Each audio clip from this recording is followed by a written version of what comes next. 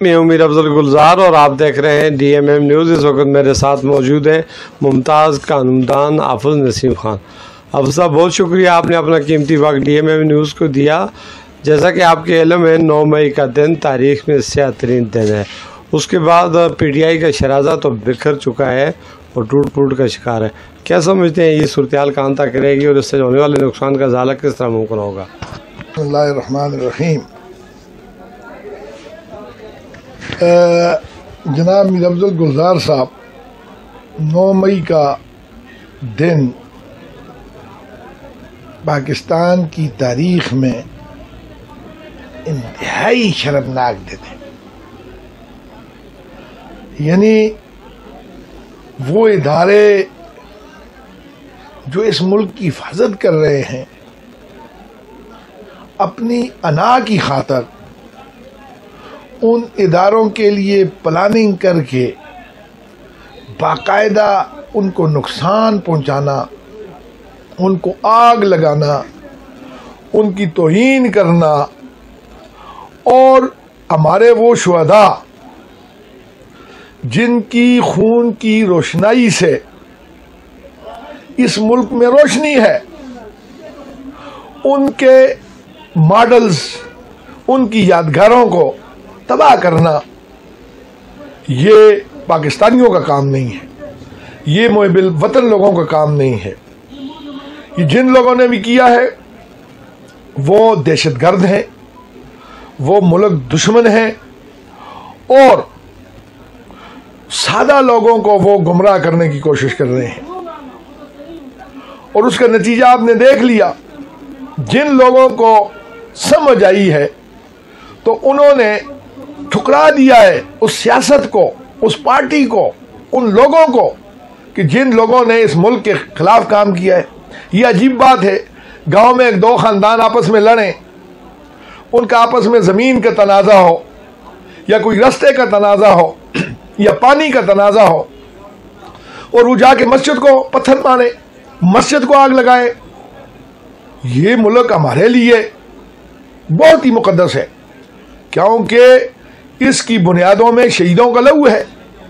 لاکھوں لوگوں نے قربانیاں دی ہیں، ہمارے فوج کے لاکھوں جوان شہید ہوئے ہیں، اور وہ اس قوم کی ریڑھ کی ہڈی ہے یہ ادارہ، اور اس کے خلاف بات کرنا، ان کی تضحیق کرنا اور ان کو ڈیگریڈ کرنا، اس کا مطلب یہ آپ ہندوستان کے دوست ہیں، آپ انڈیا کے، بھارت کے دوست ہیں۔ یہ تو وہی کام ہو رہا ہے جو کہ ہندوستان ہماری فوج کے خلاف اور ہمارے مخالف جتنے بھی ہیں یہود و نصارہ، وہ ہماری فوج کی تضحیق کر رہے ہیں۔ اور جب کسی قوم کی دفاعی لائن کمزور ہو جائے تو وہ ملک پھر نہیں رہتا، وہ قوم نہیں رہتی۔ اور اسی طرح ہماری ثقافت کو بھی ختم کیا جا رہا ہے، قرآن اور حدیث کے خلاف کام کیے جا رہے ہیں، اور کہتے ہیں کہ ہم اسلامی مملکت بنانے والے ہیں۔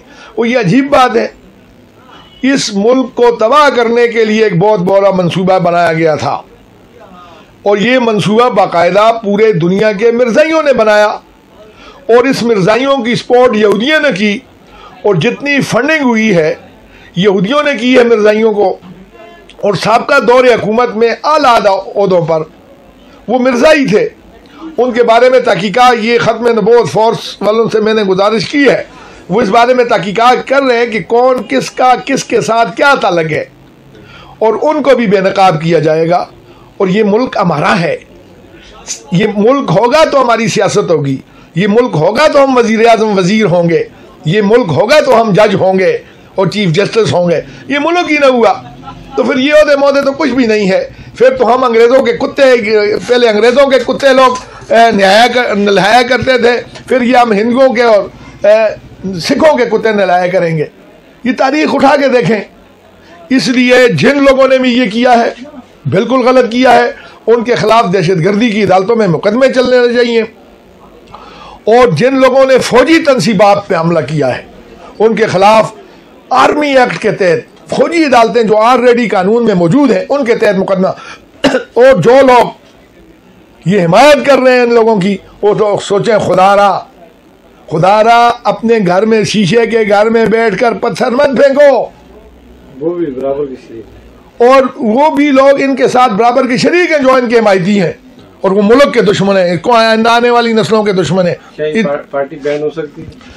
ہاں، وہ پارٹی بین ہونے کا ایک طریقہ کار ہے۔ بہرحال ہم یہ نہیں کہتے کہ کسی کو تحقیق کرے، اگر تحقیق ثابت ہو جائے تو ایسے لوگوں کو اس ملک میں سیاست کرنے کا حق حاصل نہیں ہے، اور وہ قانونی پروسیس ہے، اس کے لیے یہ ثبوت پیش کرے، سپریم کورٹ میں ان کے خلاف جائیں، مقدمہ کرے، اور اگر ان کے خلاف ذرا بھر بھی ثابت ہوتا ہے کہ یہ طریقہ کار کے خلاف گئے ہیں تو پارٹی نہیں، ان کو تو ہمیشہ کے لیے، یعنی پارٹی بین ہونا نہیں، پارٹی بین ہونا ایک اور بات ہے۔